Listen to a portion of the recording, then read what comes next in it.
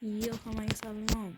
Bugun biz sizlar bilan bir do'stim bilan Yusili lobby o'ynab ko'ramiz. Qani bo'lmasam kerakdir.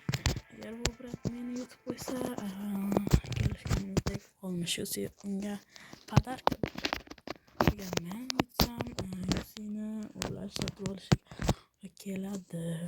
Shuning uchun men bilan lobby Telegramga yozaversin. Telegram kanalimga yozganlar hammasiga javob qaytaraman. Yusi yutib ketmoqchi bo'lsangizlar, menga Telegramga yozaveringlar. Bo'lmasam lobbyni boshladik. Boshlashimizdan oldin videoni to'xtatib, like va obunalarni bosib qo'yish so'raymiz.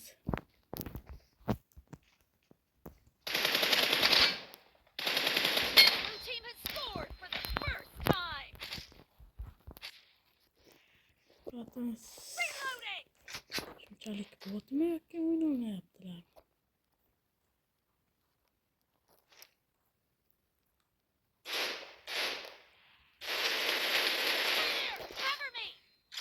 Krisalikni yaxshi ko'radim deyman.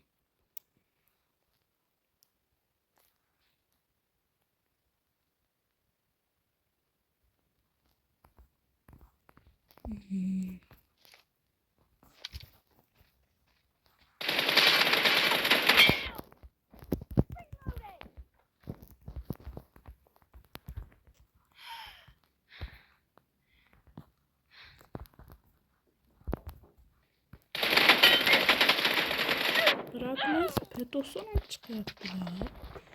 P90 bo'lsa P90'da Avjan men tanlamayman, albatta sizlar tanlaysizlar.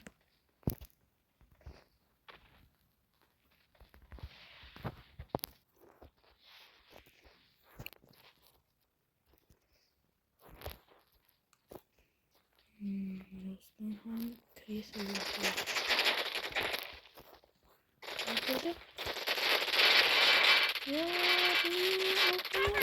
Voy, ko'rmay qoldim, uzr hammaga.